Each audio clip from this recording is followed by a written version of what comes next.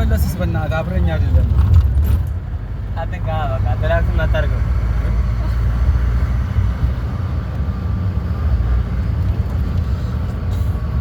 አሁን ደግሞ አሪፍ ሆነ ነው እንዴ ተበላቀጠ ኤሌክትሪክ መኪና አንድ ብገዙስ አንድ በቃ ወጪ የለ ምን የለ አንዴ በቃ ሻግ ቦታ እንሰራላታለን ቀይራ ወደዚህ ቀይር እነኚህ እኮ ለሻግ አይመጡም ታውቃለህ ባዶ ነው ውስጣቸው ኤሌክትሪክ ብቻ ነው ቀይራ አንተ ሄደ ወደ ኤሌክትሪክ ቀይር የለም አባዱላ እንኳን አይሩህ የለም ኤሌክትሪክ አለ